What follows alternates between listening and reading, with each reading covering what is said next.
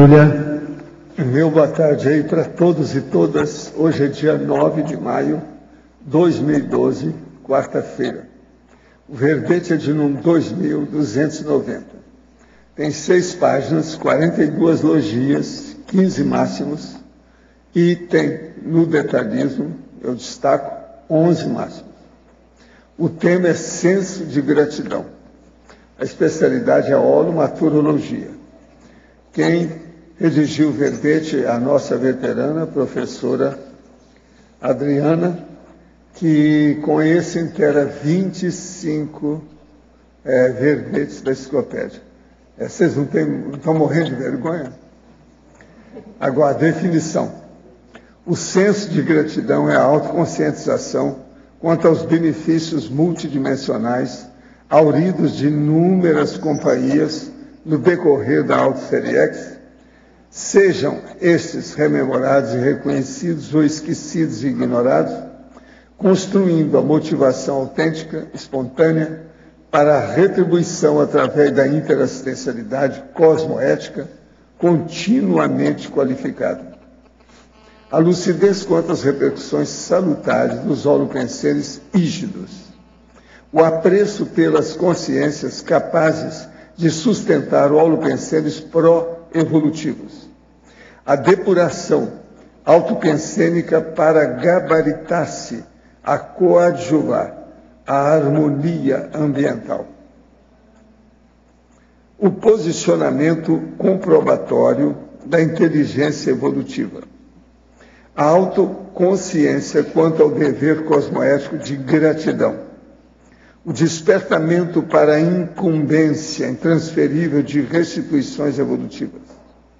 A aceitação das próprias vulnerabilidades, limitações e necessidades no contexto da interdependência evolutiva. O entendimento dos diferentes níveis da hierarquia de competências. A responsabilidade advinda da autocomprovação dos heteroinvestimentos em si próprio. As paraintervenções amparadoras no resguardo da intrafisicalidade. A ajuda técnica descartável da parapreceptoria. As achegas energéticas. Os subsídios ideativos inspiradores. Os desbloqueios chakrais. As limpezas psicosféricas. Os desassédios. Os extrapolismos ou extrapolacionismos didáticos. Agora, nós temos ainda, na argumentologia, o parágrafo aí da autoconsciência, sobre 8 atributos intraconscienciais importantes para a aquisição do senso de gratidão. E logo em seguida tem a benemerência, com 26 categorias de companhias evolutivas, além dessa de outras existências, cujas eficientes colaborações, diretas ou indiretas, imediatas ou mediatas, óbvias ou sutis, observadas ou despercebidas, lembradas ou esquecidas, inspiram o sentimento de gratidão. Vale a pena ver isso aí, 26. Agora, na remissologia dos 15 itens, nós destacamos 5. Consciência de equipe, gratidão, para dever, reconhecimento e retribuiciologia. Frase enfática. O senso de gratidão resulta da compreensão da interdependência evolutiva e gera no íntimo o compromisso com o repasse dos benefícios recebidos em todos os tempos existenciais. A bibliografia específica, nesse caso aqui, tem duas fontes. Agora, questão. Você já inventariou os benefícios recebidos de terceiros? Quais ações interassistenciais cosmoéticas derivaram do sentimento de gratidão por essas personalidades? Agora, o senso de gratidão aqui com João Aurélio são 20 itens. Auxílio, aporte, ajuda, benesse, préstimo, atilamento, heteroinvestimento, recebimento, reconhecimento, restituição, contribuição, valorização. interdependência, benemerência, cosmoeticologia, etologia, onomaturologia, interassistenciologia, autodiscernimentologia e retribuiciologia. Agora, o verbete aqui do dicionário hoje é extrapolaciologia. O argumento básico é autoevoluciológico. Na taxologia, nós temos dois tipos de extrapolacionismo, o esporádico e o frequente. Na argumentação, tem 6 apresentações pessoais simples da pessoa. Aquilo que ela pode estar faltando alguma coisa. Na autoevoluciologia, nós temos aí 7 itens. São os viés intelectivos e veredas heurísticas. E na complementação, efeitologia, nós temos aí 6 itens para o estudo. E na caracterologia, mais 5 itens. Vocês vão notar, então, que tem 5 divisões desse verbete que tem enumerações, para a pessoa pensar. Agora, eu quero dizer para vocês que acabou de sair a revista Scriptos, que é da turma da Unesco, que é a união aí dos autores, né? Dos escritores nossos. Isso aqui é o ano 3, número 3. Agora, tem muita coisa aqui que vale a pena ver. Tem um artigo do professor Jaime Pereira, Nulla dies sine linea, quer dizer, nenhum dia sem escrever pelo menos uma linha. Tem que escrever todo dia. Técnica da GESCOM autodesassediadora. Livre reflexão evolutiva. Para textos editoriais. Agora, compilação e análise do evento, um consenso em revisão conscienciológica.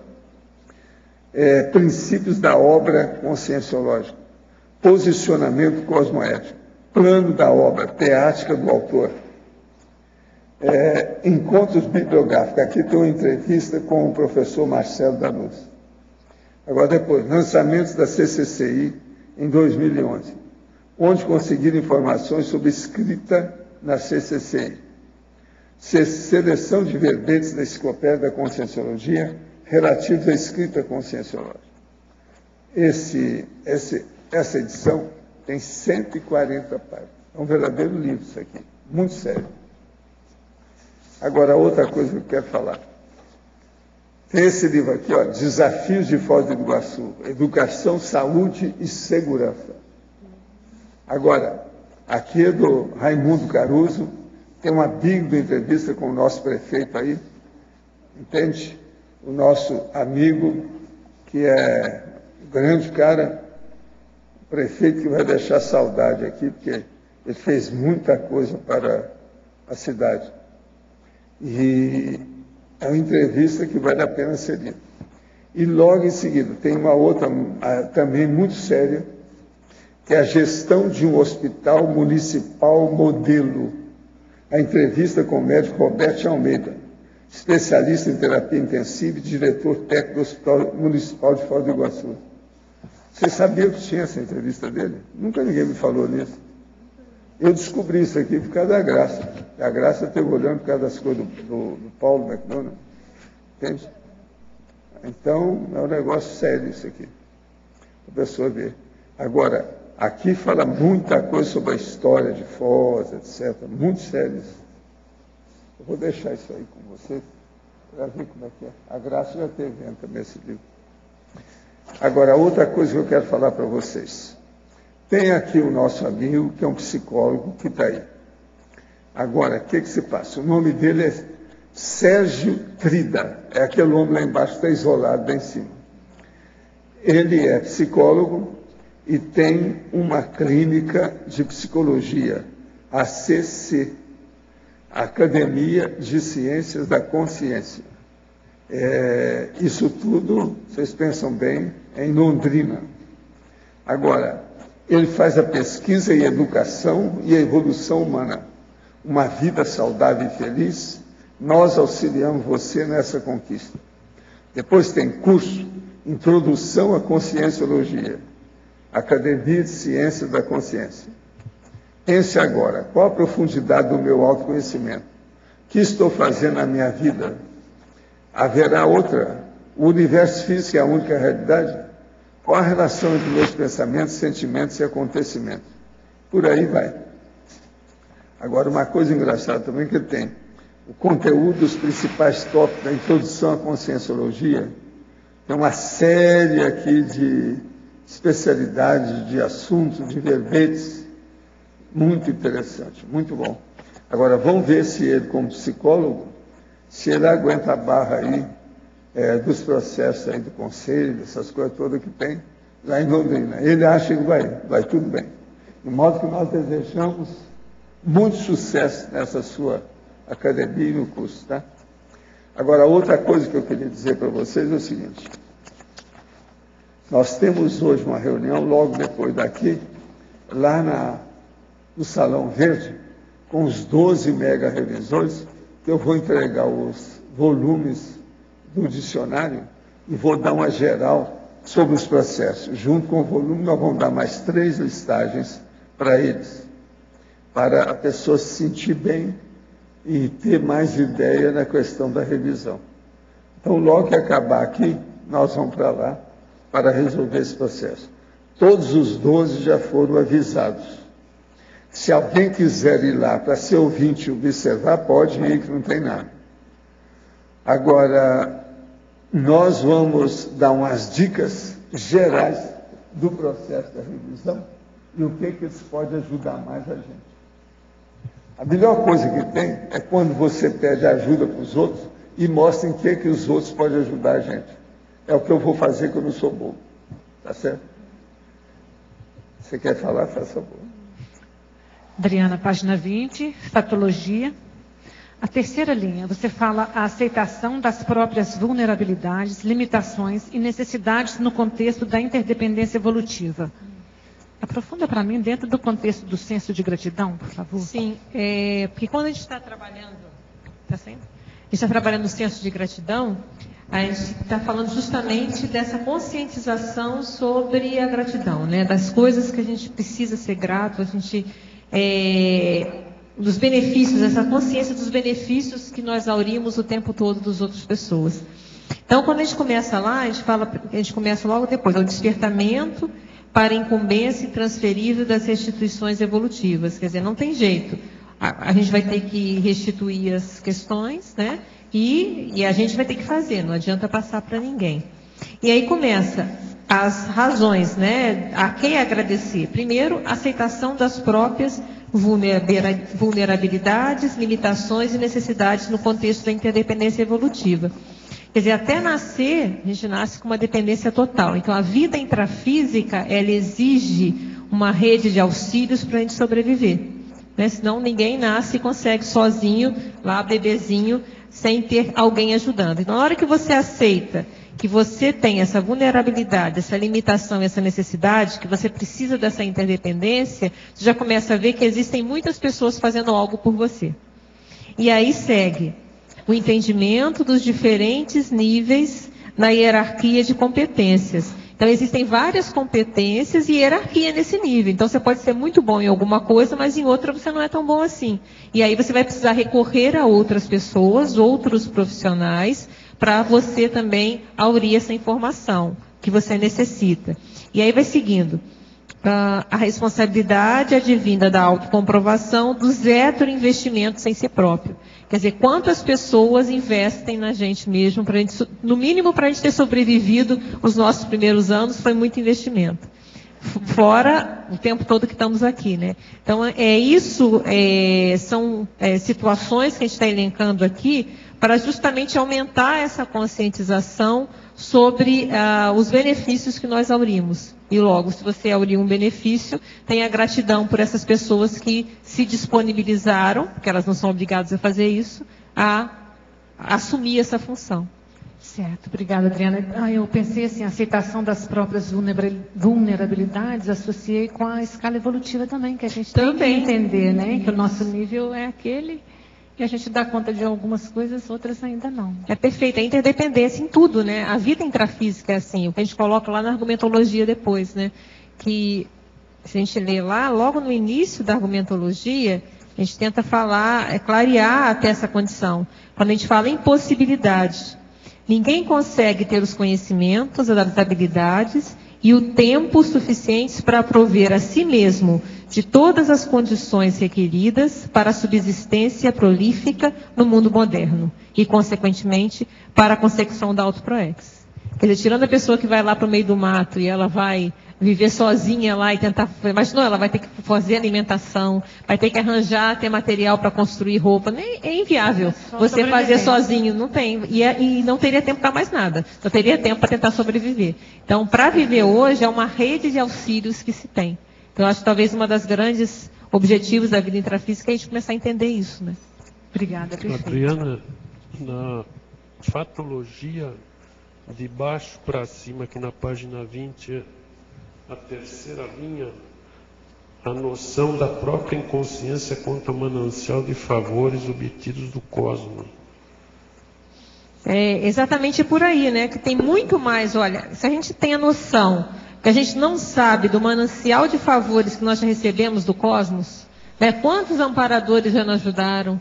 Quantas pessoas já nos ajudaram? Então, como a gente não, essa noção que a gente não tem consciência disso, e aí vem aquela decisão de não pedir mais para si, porque a gente já recebeu demais. Então, a gente parte do princípio que já recebemos demais. Então, agora vamos retribuir o máximo que a gente puder. Então, era isso que a gente queria colocar aqui, Arlindo. Tem uma parte, é lógico que não dá para conhecer, mas tem parte aí que dá, né? Você está considerando aquela parte que você não consegue ter consciência, isso. Exatamente, o que eu estou argumentando aqui é justamente que aí entra, vamos lá então para voltar na argumentologia, que aí entra a segunda, a gente falou da impossibilidade, e aí entra a interdependência. Ao refletir sobre a impossibilidade, sobre essa impossibilidade que a gente falou em cima, a consciência pode atestar os incontáveis préstimos à autoevolução provenientes de multidão de consciências, conhecidas ou desconhecidas, de diversas categorias funcionais. Então, o que a gente está querendo falar em manancial é porque é tanta gente que a gente não vislumbra. Então, a gente geralmente fala de gratidão, a gente fala, os pais, o amigo, o colega, como a gente elencou. Mas é muito mais do que isso. Então, e tem muitas pessoas que a gente não tem nem uma ideia. Quantos amparadores, às vezes, nos salvaram por um triste, um acidente, a gente nem sabe. A gente saiu por ali, olha, foi por pouco e ficou por isso mesmo. Então, é muito mais gente, é muito mais consciências nesse manancial de pessoas, né, que nos ajudaram. Então, era isso que a gente estava querendo falar aqui, Arlindo. Agora, na tecnologia, sim, na penúltima e última linha, a técnica espúria da chantagem emocional exigindo pseudo-direitos restritivos, infindáveis por favores pregressos. Porque quando a gente fala do senso de gratidão, a gente tem que falar dos vários tipos de gratidão. Então, o senso, ele já implica um juízo, já implica discernimento. Então, a gente coloca até em outro local aqui, que depois eu vou ver onde que está, que é justamente falar que ele não invalida a questão aqui, na intelectualidade. Quando a gente fala na última linha, as práticas da gratidão lúcia não excedem as raias da criticidade e da racionalidade cosmoética. Então tem que ter muito discernimento também. E aqui é justamente, a gente está falando dos abusos, quer dizer, a parte negativa da questão da gratidão que não tem a ver com o senso. Por exemplo, a técnica espúria da chantagem emocional exigindo pseudo-direitos restitutivos infindáveis por favores pregressos. Então é aquela pessoa que fez alguma coisa para alguém e ela fica o tempo todo fazendo chantagem emocional, não, mas eu cuidei de você. Se fala muito isso nos pais, né? Eu cuidei de você, mas olha, eu troquei suas fraldas, olha só, passei tanto sacrifício por você, você não sabe como é que foi o parto, né? Então isso é uma coisa até muito, tem muita... até brincadeira em comédia e tudo, né? Mas tem um fundo de verdade. Tem aquelas pessoas que eles ajudam querendo um retorno. Então elas cobram. E é justamente o que a gente está falando, que aí é o lado patológico, né, da técnica espúria da chantagem emocional, exigindo pseudo-direitos, que a pessoa é infindável. Então eu fiz alguma coisa, a pessoa vai ter que pagar um tempão por aquilo que eu havia feito. E aí entra o paradoxo que a gente coloca aqui, o paradoxo do ato de rogar gratidão em cobranças intermináveis pela devolução de retrofavores ser ingratidão crassa. a pessoa se torna ingrata, porque a pessoa já pagou há muito tempo. Então, você fez alguma coisa, a pessoa já restituiu muitas vezes e fica aquela eterna cobrança. O que já começa a ser uma ingratidão, porque a pessoa não está reconhecendo o benefício que quem no primeiro tempo foi o beneficiário já virou benfeitor há muito tempo. Então, era isso que a gente estava querendo jogar com esse outro lado, Orlindo. Um contraponto aí. Então, obrigado. Adriana. Sim? Beth, aqui em cima. Oi, Beth. Também.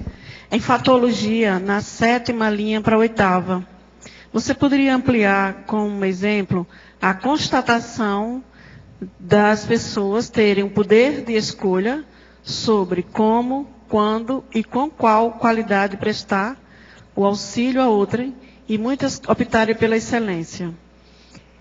Quando eu coloquei isso aqui, eu queria abranger, inclusive, aqueles profissionais, né, seja eles remunerados ou não, que quando a pessoa faz alguma coisa, então a gente fala, a constatação que as pessoas ela têm o poder de escolha sobre como, quando e com qual qualidade prestar um serviço. Seja você fazer isso pagando ou não, remunerado ou não. Mas algumas optarem pela excelência. Elas optam para fazer o melhor que elas podem. Entendi. Não é verdade? Então, tem nem a profissão, seja médico, dentista, professor, qualquer coisa. Tem aqueles que vão lá, fazem o que tem que fazer. E tem outros que fazem aquilo com a mais. Eles dão a mais. Então, essas pessoas a gente tem que reconhecer. Elas estão se esforçando mais, e elas fazem isso por escolha própria. Elas não precisavam fazer aquilo, mas elas escolhem, elas optam por fazer da melhor maneira. Então, acho que a gente tem que ficar atento a isso. Compreendi, obrigada. Tá. Parabéns pelo verbete. Adriana, na patologia, a 4ª linha de baixo para cima. O autocomprometimento de estar sempre bem para atuar cada vez melhor em prol de todos. Queria que tu fizesse uma correlação disso aí com os aportes recebidos, né? Ou com os aportes recebidos que não são usados, né? Como é que fica essa... Isso é uma coisa que a gente tem que pensar bastante, né? Porque se a gente se compromete, se a gente começa a entender dessa questão da evolução interassistencial, que a gente vai evoluir assim, o quanto que a gente já recebeu e o quanto que a gente precisa retribuir, como a gente começa a ter um comprometimento de estar cada vez melhor. Porque quanto melhor a gente estiver, é melhor para todo mundo, não só para a gente. Então, a gente vai poder ajudar melhor, a gente vai poder ser mais útil, né? Tanto multidimensionalmente, tanto aqui quanto no extrafísico. E aí tem uma relação com a próxima coisa que eu coloco, né? Que é o autocompromisso de honrar a função e posição alçadas com arrimo de múltiplos apoiantes. Então, na hora que tem a ver com o anterior, né? Porque na hora que você se compromete a ficar melhor, e você vai se comprometer, um compromisso de honrar aquela função. Se você está naquela função, está naquela posição, tudo bem, ninguém está aqui desvalorizando o esforço pessoal, né? O esforço pessoal a gente sabe que é intransferível e é imprescindível, né? A gente se esforçar para estar melhor. Mas, ao mesmo tempo, você sabe que para você chegar ali, você não chegou sozinho também. Tem uma rede de apoiantes, né? De pessoas que te ajudaram, que te apoiaram para você chegar onde você está e que você vai continuar ainda evoluindo, né? Então, para a gente estar hoje aqui, a gente tem várias pessoas que a gente deve uma certa consideração. Então, era isso que eu queria falar. Acaba sendo uma das melhores formas de agradecer, né? É o que a gente coloca aqui, ó, quer ver, ó? Na parapatologia, a gente fala o seguinte, que o avanço evolutivo do amparando é lá no final, enquanto sinal de reconhecimento dos esforços do amparador extrafísico de função. Quer dizer, como é que é a melhor forma de eu ser grata ao meu amparador? Primeiro, eu vou ajudar mais. Às vezes ele não está precisando da minha ajuda, mas eu vou ajudar mais as outras pessoas. Eu vou ajudar o trabalho dele. E quanto melhor eu ficar, quanto melhor eu trabalhar, melhor para ele também. Então, é isso que a gente estava querendo jogar para a gente pensar sobre isso, né?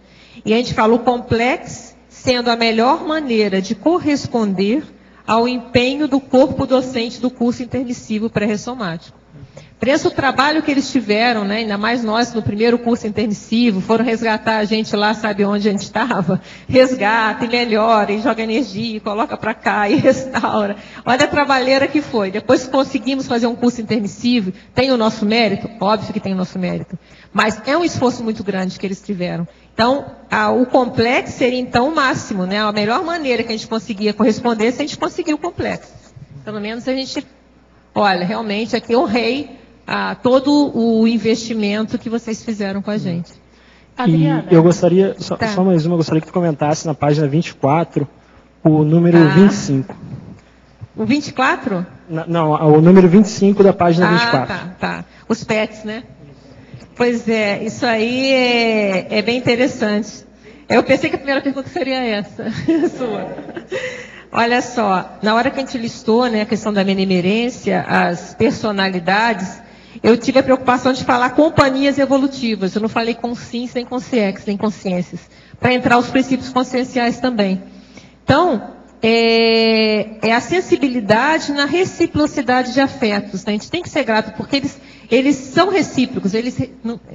Os animaizinhos, né, eles têm esse processo, essa troca, eles nos ajudam também emocionalmente, eles nos dão apoio. Então, é uma coexistência carinhosa. E é justamente esse reconhecimento de gratidão que nos faz a gente cuidar deles cada vez melhor, seja em qualquer estado que eles estejam. Então, você aí da ONG sabe, né, já foi falado aqui, não sei se foi no seu verbete, no verbete também da Miriam, né, falando que muitas vezes tem aquele hábito de abandonar os bichinhos, né, então você brinca tem o pet lá, brinca, tal, aí depois, qualquer situação, seja porque ele adoeceu, vai começar a ficar bem difícil, dispendioso, até financeiramente, cuidar, ou porque vai precisar viajar, abandona em qualquer lugar. Então, é uma total falta de senso de gratidão. A pessoa não é grata para todo aquele retorno, momentos prazerosos de que aquele bichinho proporcionou também. Então, é justamente a gratidão que vai fazer essa dedicação ao animal no estado que ele esteja. Às vezes ele está doentinho, a gente vai ter que dar conta. Adriana, Silvana aqui no ar. Seguindo essa linha da sua resposta, eu tive o privilégio de ter pais nessa vida extremamente assistenciais. Então, eu vejo, nas minhas questões, nas minhas coisas, que eu recebo bastante, eu tenho muita assistência, eu reconheço isso, e às vezes eu fico questionando, puxa, nessa vida eu ainda não fiz coisas para merecer toda essa assistência, tudo que acontece né? Aí normalmente eu falo isso foi minha mãe quem fez, e eu estou só agora ganhando, tirando vantagem de toda essa assistência que ela fez durante toda a vida, né? Não só minha mãe, mas meu pai também, porque eles formavam um casal muito assistencial, né?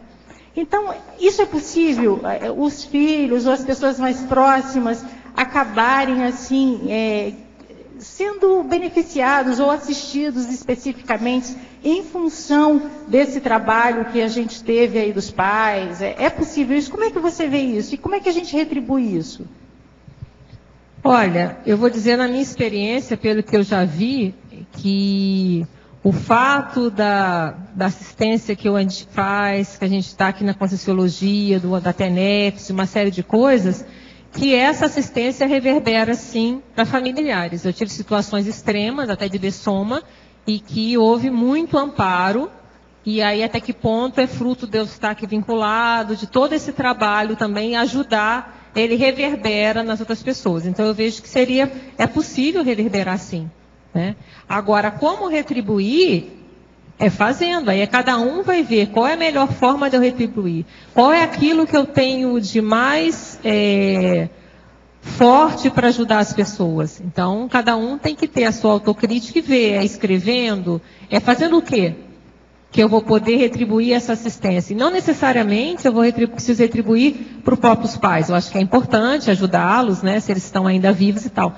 Mas não necessariamente é para as mesmas pessoas, você vai ajudar outras pessoas. Então é uma corrente, né? Você vai ajudando e assistindo. Então agora, como retribuir? Fazendo assistência. Agora, qual a sua linha assistencial? Aí você que tem que ver. Como que você vai, aonde você vai atuar melhor. Você faz TENEPS? Não. Então já é uma coisa para pensar, talvez, né? Estudar essa possibilidade. Okay, veja qual é o seu caminho, entendeu? Você que já faz uma assistência gastrossômica, né? Isso você já faz.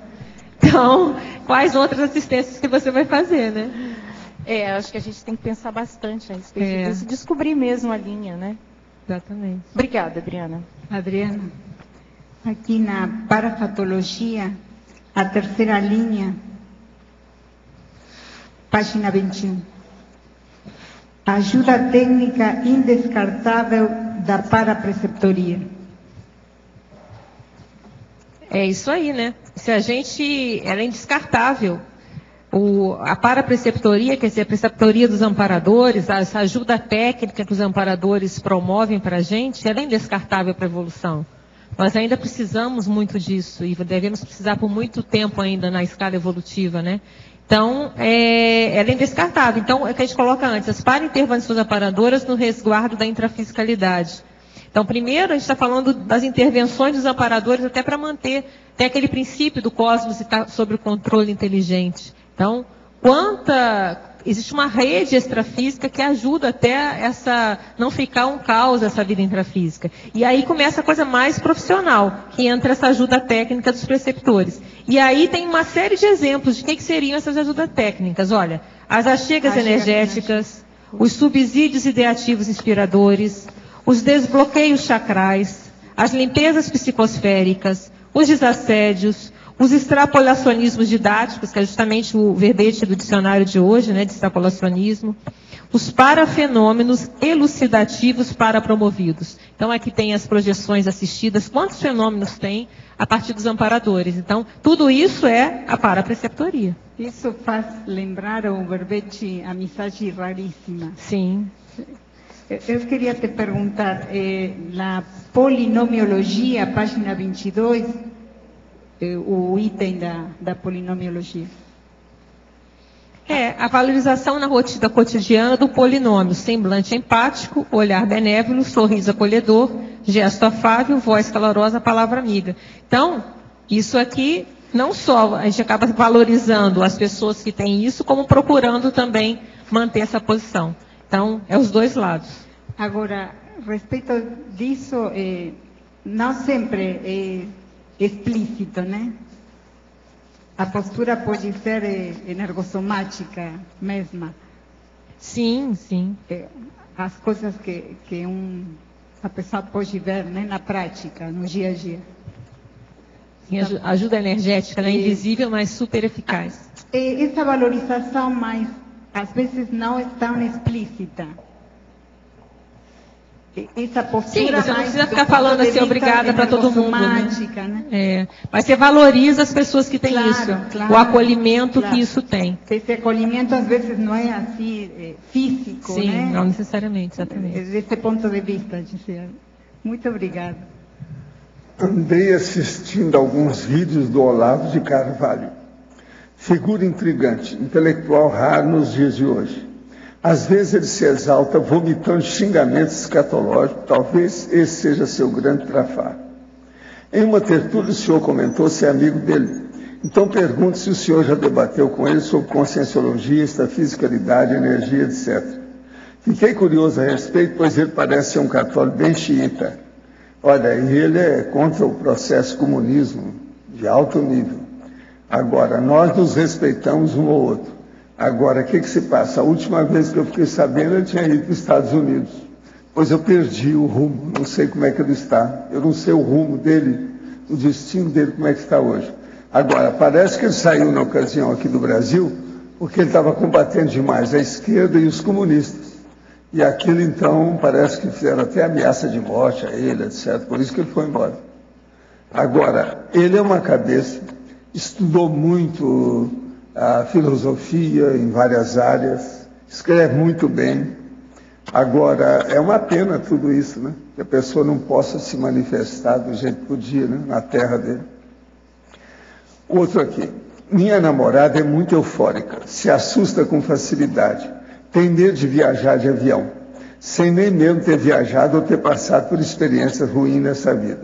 Não é otimista e fica muito nervosa com as mãos trêmulas com assuntos pouco desgastantes. Como devo trabalhar para eliminar ou minimizar esses trafares? De modo que tenho aplicado constantemente tacon e TADS. Inclusive, deixo uma dica que estou praticando com ela. Fiz um informativo conscienciológico, todos os dias mando uma mensagem para o celular dela, abordando um tema dentro da conscienciologia. No domingo, juntamos as mensagens e fazemos uma mini tertúlia. Essa técnica tem ajudado bastante. Desse jeito você pode ajudá-la seriamente mesmo. Agora, outra coisa que você pode ajudar é a técnica do arco voltaico crânio-chacral. Ajuda. Faz força com isso. Vai ajudar. Adriana, em binomiologia você colocou binômio senso de gratidão, postura anti-queixa. E em interaciologia, na terceira linha, você coloca a interação poliqueixismo e ingratidão. Pode aprofundar mais essa relação? Sim. Olha só, a gente fala que se a pessoa tem um senso de gratidão, ela acaba adquirindo uma postura anti-queixa. Não vai ficar se queixando dos outros, porque já recebeu demais. Então, eu não vou ficar... O que é postura anti-queixa? Tem até um verbete, tá? Depois você dá uma lida. É justamente você parar, não ficar com aquele queixismo o tempo todo. Você não se queixa mais, você não pede mais para você. Porque a queixa é uma requisição a alguém.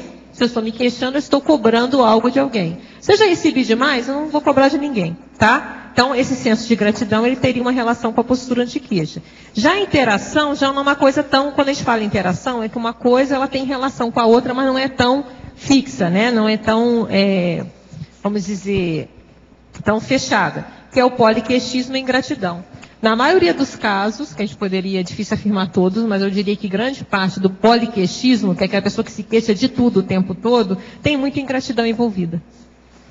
Porque a pessoa, ela quer sempre, ela está sempre pedindo mais, ela está sempre pedindo mais.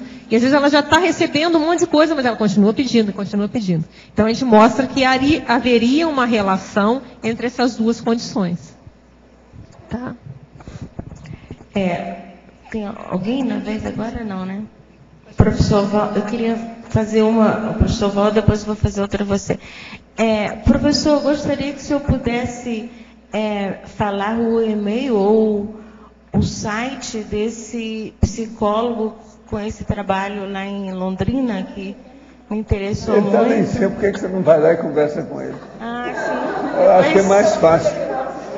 Vai lá, porque ele pode abrir o jogo para você. É que ele tem a mesma área de pesquisa minha. Pois vai lá conversar com ele. Eu sou psicóloga, tem uma cadeira aí, educadora. Tem uma cadeira? Vai lá. Vai lá. Tá bom, obrigada. E agora para Adriana. Adriana, eu queria que você falasse um pouco na página 22, paradoxologia, na terceira linha, onde você fala sobre o paradoxo dos atos comunicarem mais se comparado a 1000 palavras. Eu gostaria até que você pudesse falasse um pouco da sua evolução também em relação a isso, aqui na Conscienciologia, porque eu vejo muito você assim. Você fala pouco, você é comedida, mas você, quando fala com um verbete, você diz muito mais do que qualquer outras palavras que você possa gastar inutilmente, né, digamos assim. Então, como foi que você formou essa personalidade? Veio desde a infância? Como isso? Bem, então, uma coisa é o paradoxo, né? Vou falar do paradoxo primeiro. O paradoxo dos atos comunicarem mais se comparado a 1000 palavras é que, às vezes, a gente fala muito em outros momentos aqui, que a gratidão genuína não é só verbal. Então, sou muito grata a você, tá? Então, a gratidão, ela é ação. Mas a pessoa não precisa falar, mas ela age. Então, às vezes, é o ato silencioso de gratidão. A pessoa, ela ajuda, ela faz, ela não precisa falar. Olha, muito obrigada, às vezes. Às vezes é necessário falar, mas não necessariamente sempre. Né? Senão fica aquela coisa chata também. Agradeço o mundo, agradeço, né? Então, há uma forma. Então, isso é o paradoxo, que às vezes os seus atos comunicam muito mais do que muitas palavras. Que aí é a verbação, é a ação. Então, você faz o ato e esse ato te diz muito mais. Então, isso é uma coisa. Agora, quanto à personalidade, isso é o meu jeito, né? Eu sou assim desde que eu me lembre, deve ser coisa de outras vidas, mas eu sou mais quieta mesmo. Então, é o meu jeito de falar. Isso é personalidade, né? Isso, não sei te dizer muito mais. Eu acho muito importante, porque quando você, você fala, você não gastou nada inutilmente. Você, assim, disse o que a gente precisava ouvir, né? E é muito importante quando você fala, né? Então eu aprecio muito você e eu acho que esse paradoxo aí é bem parecido com você. Tá bom? Tá bom, agradeço então. O que fazer?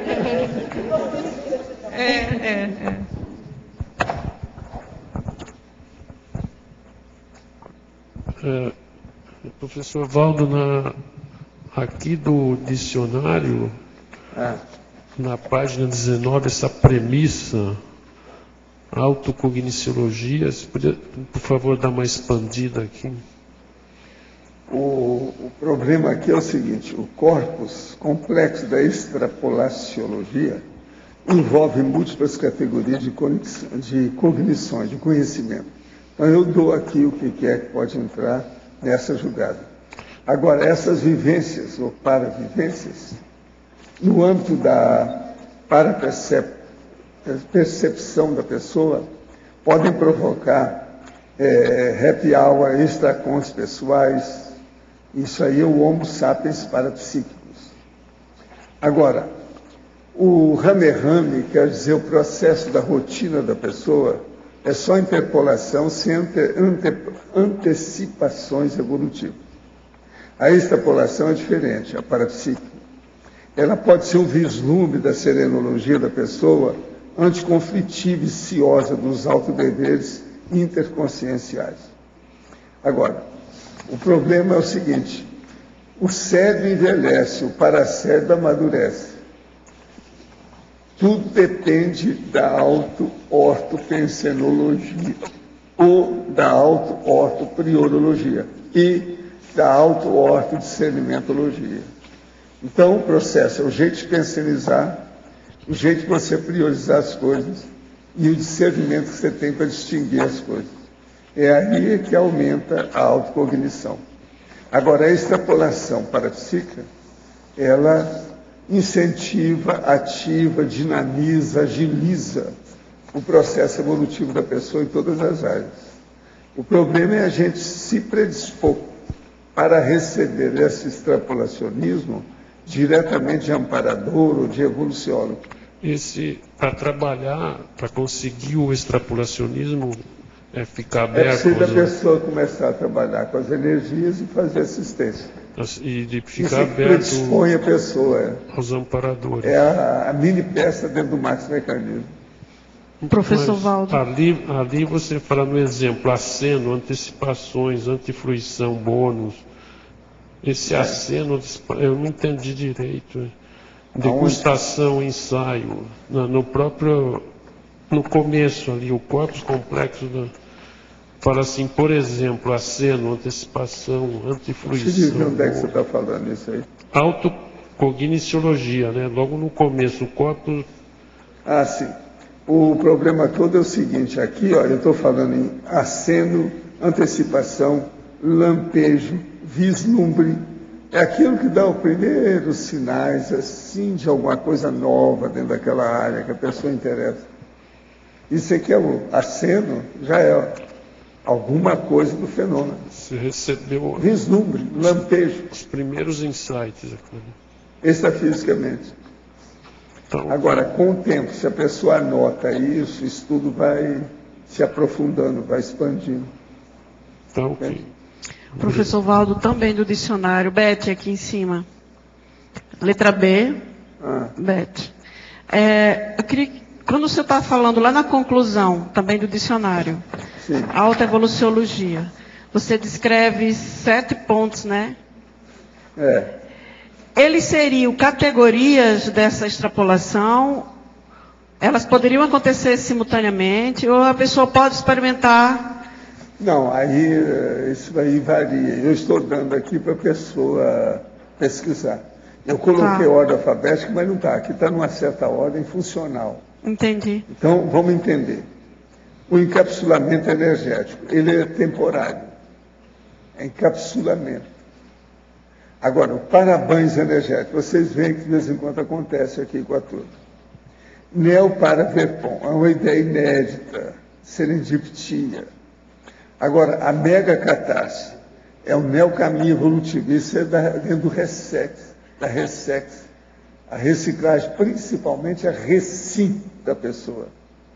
Agora, o extrapolacionismo parapsíquico. Esse aqui é o fenômeno maior, uma coisa que chama atenção, uma projeção, por exemplo, lúcida, vexaminosa, alguma coisa nesse sentido. Entendi. Agora, a Max Moretz, a abertura para a autoesperticidade. E a Max Proex, que é a prole-mental somática do autorado conscienciológico, quando a pessoa amplia a construção e, vamos dizer assim, a parte prolífica de resultado do trabalho dela. E daí então, vem os efeitos, né? Isso tudo predispõe a pessoa.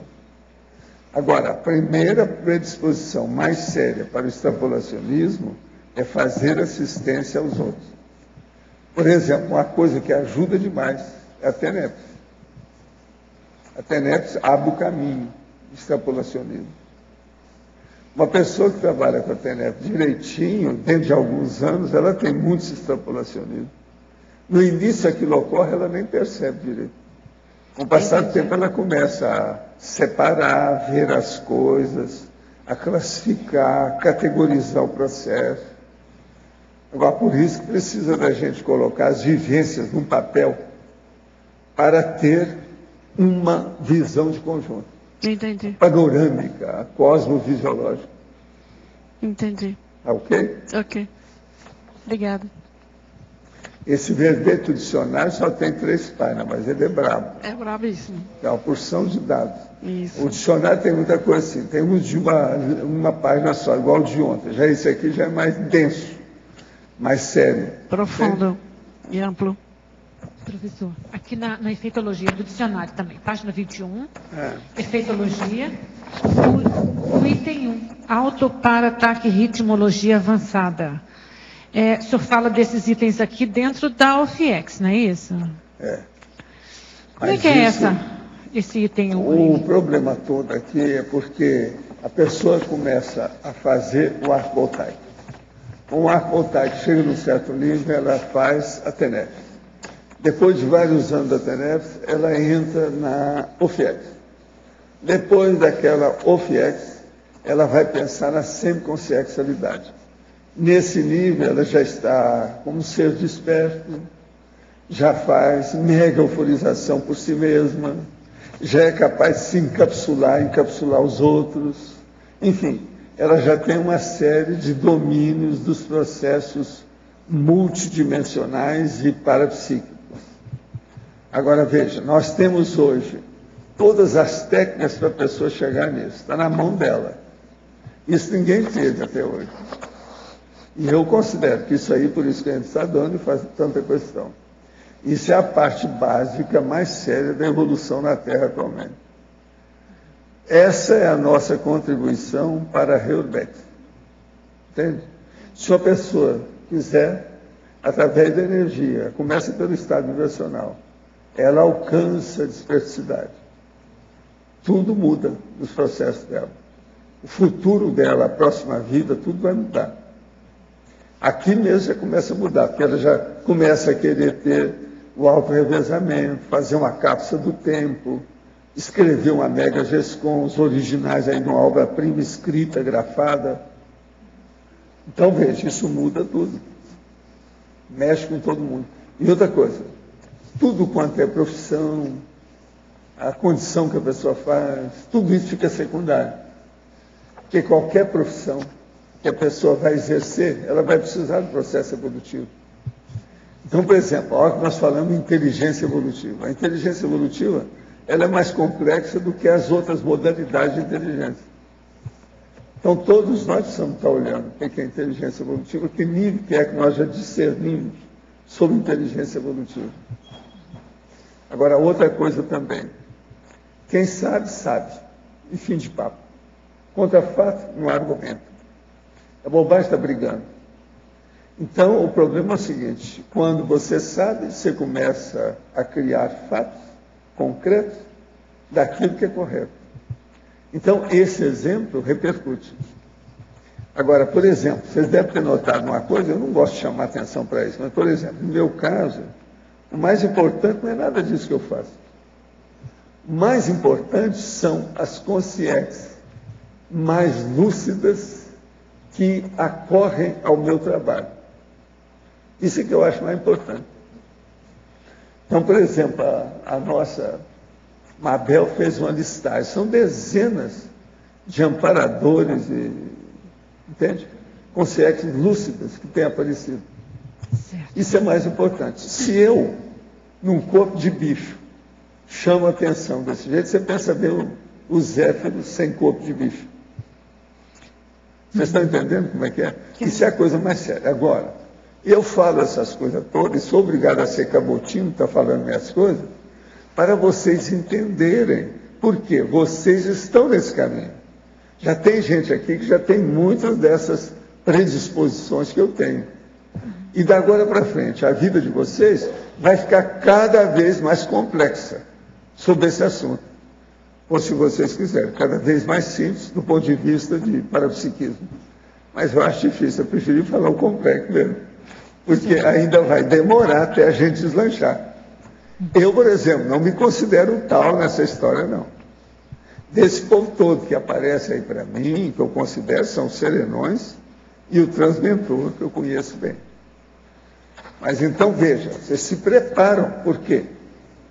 Esses são os próximos passos, vocês vão ter que enfrentar isso. Uhum. Certo. Agora, eu tenho pena de certas pessoas que não aproveitam essa condição. E eu sei como é que é isso, que eu tenho acontecido muito, que eu tenho contato com os caras que dessomaram e vem chorando as mágoas. Então tem aquele que fala, mas por que você não insistiu? Eu falei assim, mais do que eu falei? Eu vim falando, já criei até o termo bato-penselidade, que é o problema da repetição. Tem a técnica da circularidade, que eu bato nessas coisas. Agora, só sobre esses processos básicos, tem mais de 20 anos que eu estou falando disso. Sim. Agora, é pena porque o povo está aqui e não vê essa realidade. A gente faz aí uma definição aí com o processo todo das categorias das pessoas aqui dentro, aqueles que têm talento, que apresentaram alguma coisa. Escolhemos 36, deu um bafafá danado. Por causa disso, quer dizer, uma coisa mais do que natural. Tudo é a meritocracia, evolução é mérito. Então a gente tem que ver isso. Vocês, por exemplo, vocês têm mérito fora de série. Eu dou mais valor para vocês que são intermissivistas do que o resto. Não interessa. Vocês, para mim, são mais importantes. Por quê? Vocês têm mais lucidez, estão mais preparados para admitir todos esses conceitos avançados do curso intermissivo. Agora, eu sou assim uma espécie representando o curso intermissivo nessa julgada. Não sei se eu estou fazendo certo ou errado. Alguma coisa eu estou fazendo certo, porque senão essas consciências lúcidas não apareceriam, não me dava banho de energia. Então, tudo meu é matemático. Vamos ver se é.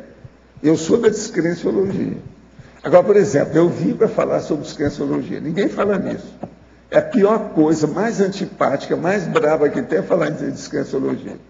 Eu falo isso há quantos anos? E atualmente, nós temos aí o cartaz aí, ó, tudo quanto é lado sobre descrenciologia, nos livros, todo lado. Agora, o problema que eu tenho pena é que nós não temos ainda a capacidade de estender as convocações para os intermissivistas. E tem muitos deles que chegam e ficam encruados. Eles não aparecem aqui. Esse, então, precisava da gente dar um jeito de badalar um sino, para ele escutar alguma coisa nesse sentido. Certo, professor. Só mais um minuto. Quando o senhor coloca assim, auto, para, taque, ritmologia avançada, dentro da condição do ofexista, então quer dizer que é quando ele está projetado, né? Essa condição aqui, ele vai ter só na condição de projetor, não é isso, professor? Agora, o caso é o seguinte, tudo aumenta, tudo se expande, tudo se explicita, se explica, tudo fica mais límpido, mais claro. Então o processo é vivenciar e ir acumulando as vivências. Esse é o caminho. Entende? Obrigada. Professor? Sim. Aqui em cima, no ar. É uma dúvida que eu tenho. Pessoa que está numa condição de isca lúcida permanente e ininterrupta, né? E está com o amparador praticamente 24 horas esterilizando energia, já com sinalética bem definida. Como é que ela vai trabalhar o estado vibracional? Ela já tem uma movimentação de energia? Ela deve trabalhar e, quando for necessário, ela fazer o encapsulamento dela. Ela se encapsular. Ela fica dentro de uma bolha de energia, de proteção, de defesa. Aqui minha dúvida é se atrapalha o amparador nos trabalhos. Não atrapalha não. O amparador ele vai ter livre trânsito nisso. O amparador seu é você. Só que ele se manifesta pelo psicossoma. Ele se manifestando pelo psicossoma, em termos cosmoéticos e sabendo das coisas, ele domina o seu estado de autoencapsulamento. O encapsulamento que ele faz é superior ao seu, porque ele trabalha com o psicossoma. Estou explicando a técnica, como é que é isso, é a paratécnica. Então você pode fazer, que ele vai ajudar você de qualquer maneira. Você não fica inacessível a ele, não. Entendeu? Ok. Agora aqui, para você. Poderia comentar a frase na fatologia, quinta linha, a responsabilidade advinda da autocomprovação dos heteroinvestimentos em si próprio? Sim, na hora que você vê quantas pessoas já investiram na sua evolução em você, dá uma responsabilidade de você honrar esse investimento. Aí tem a frase depois, né? Você, logo depois que fala do autocompromisso de honrar a posição, a função e posição alçadas com arrimo de múltiplos apoiantes. Então, traz uma responsabilidade, você vê quantas pessoas já investiram em você, e você vai ter que fazer alguma coisa com isso. É o aporte, aquele binômio. Recebimento, retribuição. Se eu recebi tanto, eu preciso retribuir à altura. Então, essa é a questão dessa responsabilidade. Poderia abordar o tema da gratidão dentro do paradigma religioso? Como avaliou esse assunto dentro da sua pesquisa?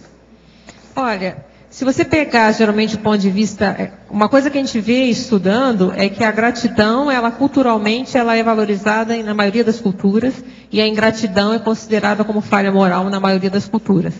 Mas essa questão, então, da religião também, vai falar a questão da gratidão, mas é uma gratidão que a gente coloca, muitas das vezes, né, se fala muito de uma gratidão mais emocional, né, aquela imatura, a gente chega a colocar aqui na intelectualidade, para diferenciar do senso de gratidão. O senso de gratidão que a gente coloca aqui é trabalho intelectual, fruto de ponderações sobre a dinâmica evolutiva. Opõe-se ao sentimento de gratidão emocional, que é o que geralmente é muito colocado nas religiões. Imaturo, crédulo, adorativo, acrítico, ingênuo, dependente, de sujeição e endosso afetivo refletivo em relação ao assistente. Então, se o benfeitor te fez alguma coisa, muitas vezes você vai ficar no endosso afetivo sem pensar e refletido sempre. Então, eu sempre vou ter que concordar com essa pessoa. E não é assim. E a gente coloca que as práticas da gratidão lúcida não excedem as raias da criticidade e da racionalidade cosmoética. Então, quando você vê tanto o tema da gratidão como a ingratidão, num ponto de vista mais religioso, geralmente tem essa questão de, vou agradecer, agradeço, muito da boca para fora. O que você faz, então, para agradecer? Vamos atuar? Vamos agir? O que eu faço em favor dos outros para agradecer, então, seja quem você queira agradecer? E sem essa postura crítica de dogmática. Você pode sim criticar aquele benfeitor. Ele te deu, você é grato a ele, admiração e discordância. Eu posso ser grato a uma pessoa e ao mesmo tempo discordar dela. Então, isso que é a diferencial que a gente está colocando aqui. De que modo você vê a fórmula da retribuição pessoal quanto à autopesquisa proexológica no contexto do senso de gratidão? É exatamente isso. É a gratidão que ela vai motivar, é o motor para essa retribuição. Então, porque muitas vezes, o que é a ingratidão, né, desse ponto de vista nosso aqui? Nós somos, às vezes, muito ingratos, porque a maioria das situações a gente às vezes não enxerga o que a gente recebeu.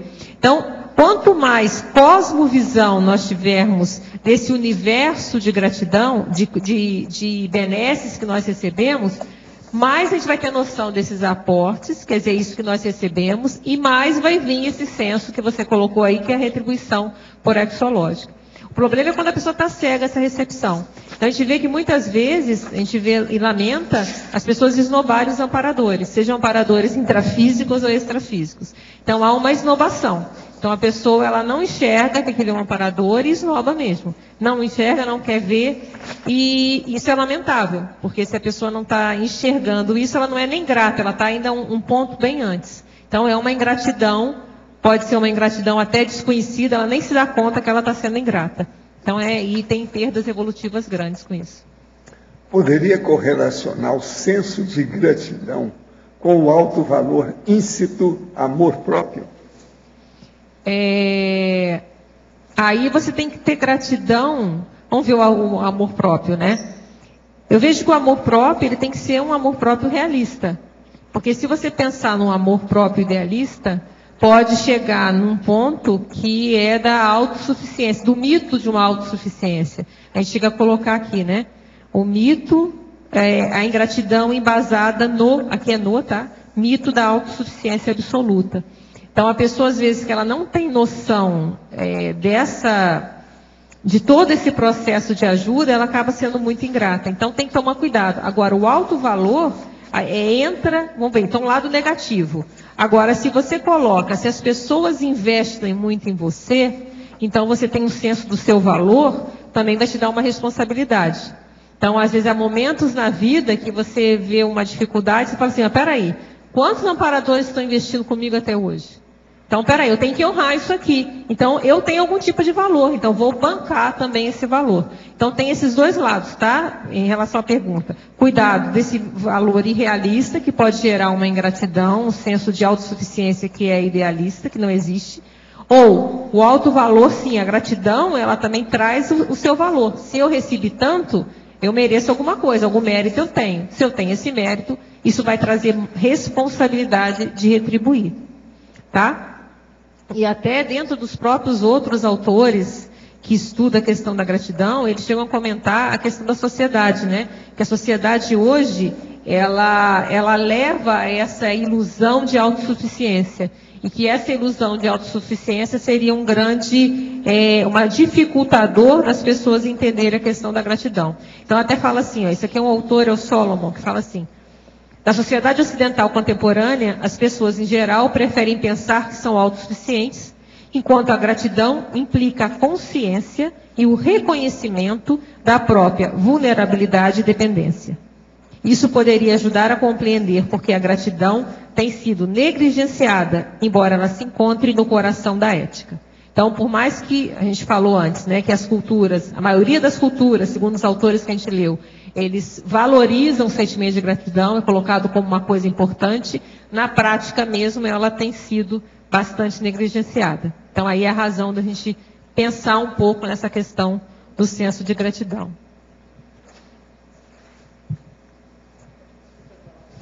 Sim. Falou agora há pouco, respondendo a pergunta da Marlene, sobre a complexificação da questão do aspecto parapsíquico. Eu queria compreender um pouquinho mais, não sei se ficou claro isso. O problema todo é o seguinte, quando a pessoa está desenvolvendo ainda o parapsiquismo, tudo é complexo porque transcende essa dimensão humana. Agora, com o passar do tempo, o próprio esclarecimento que o fenômeno traz para a pessoa começa a simplificar a vida dela. Então, por exemplo, essas simplificações são todas cosmoéticas e evolutivas. Então, por exemplo, se você começa a ter fenômenos parapsíquicos que envolvem consciências lúcidas mais avançadinhas, do tipo de amparador para cima, não tem jeito mais de você ter raiva dos outros, de você guardar mágoa, de você pensar mal dos outros, de você arquitetar, por exemplo, qualquer trama anticosmoética contra alguém, contra uma instituição, contra alguma coisa. Então, tudo fica mais límpido, equilibrado e claro. Você começou a entender? Então, isso aí simplifica a vida da pessoa. Você já pensou? A coisa que mais complica a vida de uma pessoa é o ódio. Uma pessoa que tem rancor, que guarda mágoa de alguém, ela se intoxica o tempo todo. Outra coisa, essa pessoa não tem amparador nenhum que chega perto dela, porque não adianta. Eles não vão ajudar uma pessoa que está com má intenção.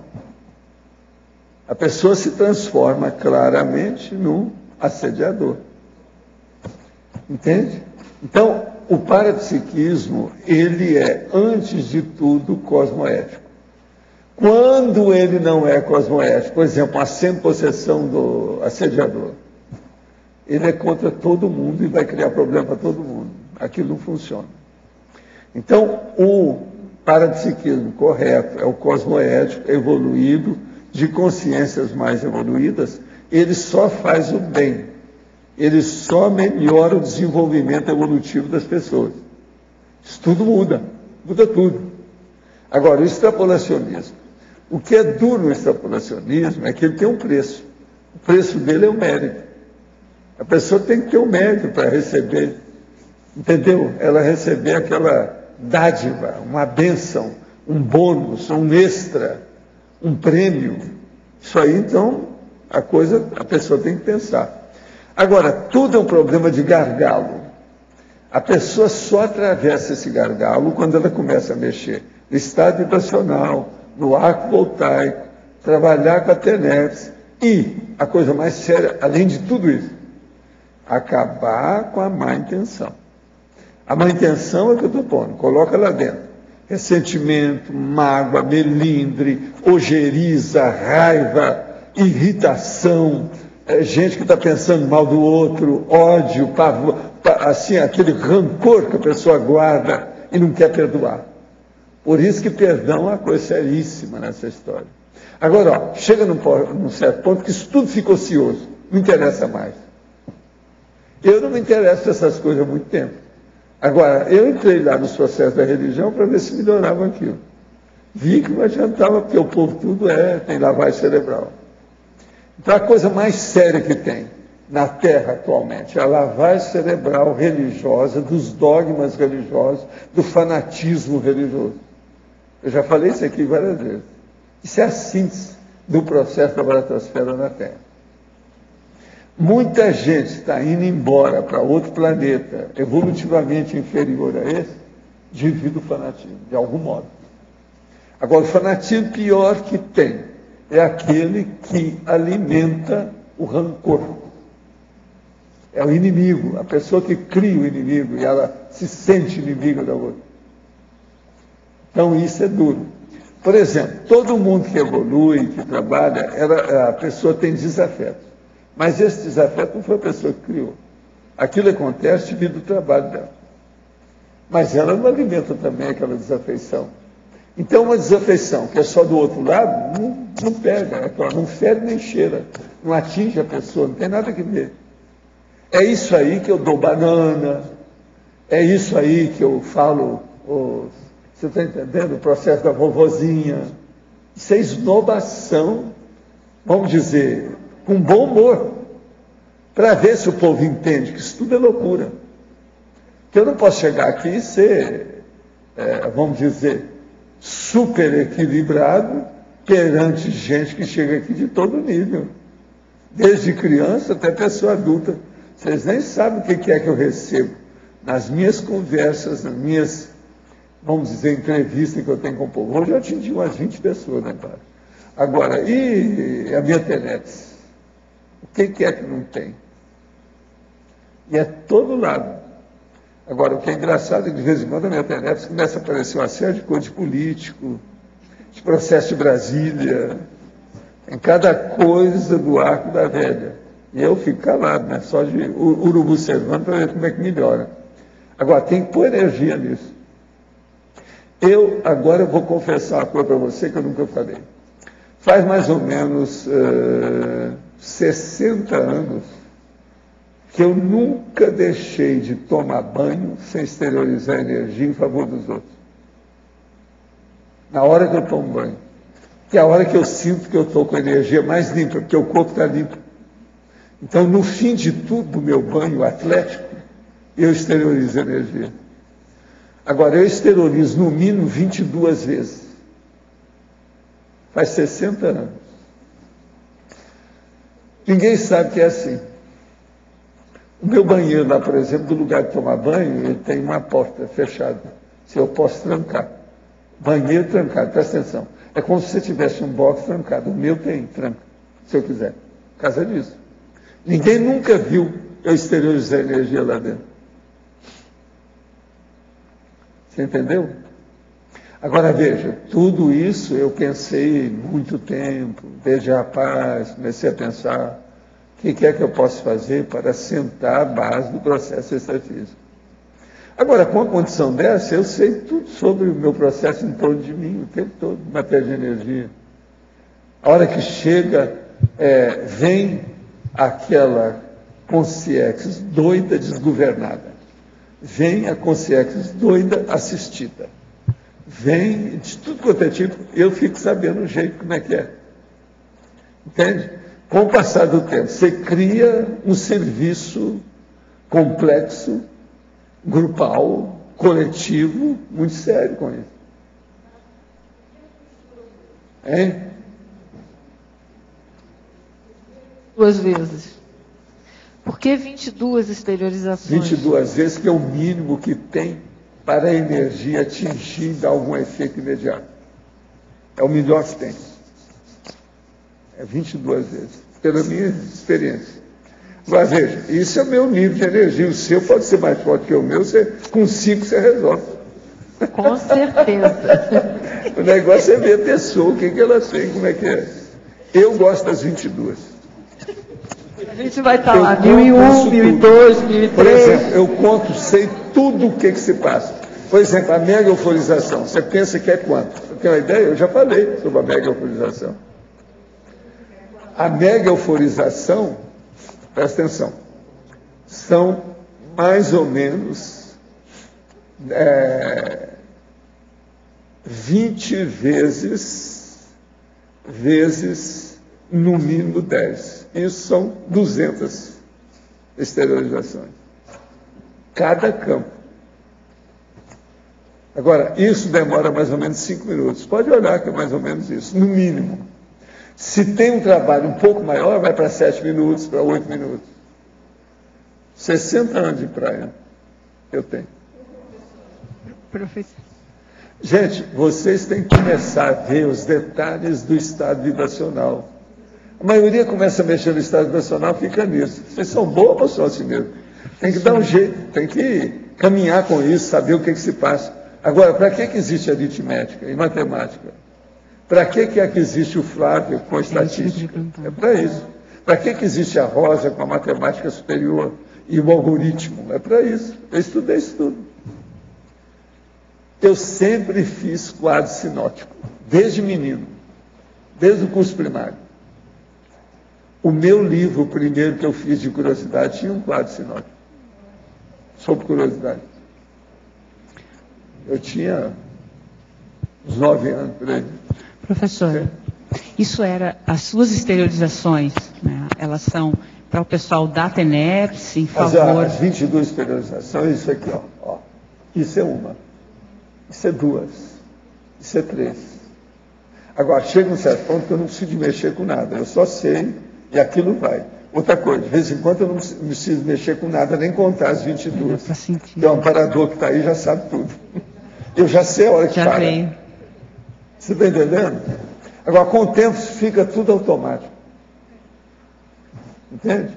Agora, veja, na mega euforização, cada campo tem no mínimo 200 exteriorizações básicas. É um pouco mais, é 200 e pouco. Mas no mínimo tem 200. Agora, veja, o dia que tem energia demais no campo, é uma loucura isso. Cada campo. Vocês nem sabem como é que eu viro você está entendendo? Uma usina, um negócio não é fácil. É o processo do dínamo. Você dinamiza tudo, é o dínamo. Por que essa... Desculpa. Por que isso de 20 de 10? Por que assim esse agrupamento? É porque isso, tudo deles são certos. Meu também são. Eu sou um cara que estou tudo certinho. Tudo tem que ter. Qual que é o melhor? O ideal. Você chega aqui, não, vamos fazer mega exteriorização. Aí exterioriza, pronto, acabou.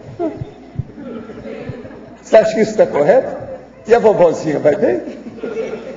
Agora, professor então, veja, é preciso de ver, gente, a importância do processo, a relevância disso, a prioridade, o objetivo. Qual é a meta? O que é que está procurando? Professor. Agora, então, eu estudo tudo. Eu já falei sobre o cocograma aqui. Preciso estudar mais coisa do que isso? O que é que precisa mais? Professor Valdo, o senhor falou que há 60 anos exterioriza. Tem um PCN assim específico? É para o Cosmos ou é para os seus clientes da TENEPS? Depende da hora. Tem dia que eu exteriorizo para Brasília, tem dia que é para os casos mais sérios que eu vejo na minha TENEPS. Tem dia que são pessoas que eu atendi, tem outras que às vezes é um telefonema, tem outras que é uma carta que mandaram para mim. Isso aí varia ao infinito. Outra coisa, tem dia que eu não sei o que é. Vem um amparador e fala assim, ó, pensa nisso. Não sou eu que escolho. Ah, entendi. Eu sou mini peça. Eu já expliquei o que é mini peça. Tá certo. Outra coisa, mini peça evolui. Ela se desenvolve. Você sabe, num carro tem peças sem importância e tem outras muita importância. Eu desejo que todos vocês sejam o motor do carro. Professor Valdo, mais importante. Aqui em cima. Nessa existência, o senhor tomou consciência do Sofex com que idade? Ou o senhor já tinha? Não, eu quando comecei a ter retrocognição, eu vi que eu já praticava isso tudo em muitas vidas anteriores. Isso é meu antigo.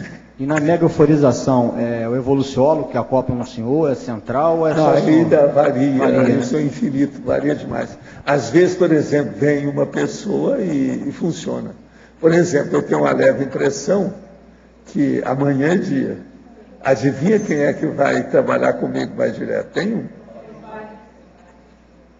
Nós já demos um nome para ele, viu, gente? O nome dele é para-inversor. Já arranjamos o nome. Essa madrugada eu resolvi o caso aí com ele. Ele está aqui. Olha a energia dele. Ó, aqui, ó. Presta atenção. Ó. Aqui, ó. Isso é muito sério. Agora, tem outras piadas que às vezes é a para-piada, né? Existe a para-anedota, né? Uma delas é o seguinte, tem aquele amparador que chegou e eu gostei demais da energia dele. Aí eu vi para ele assim, olha, eu costumo dar 22 exteriorizações. Que tal você dar as 22? Para não ficar por baixo, né, da história.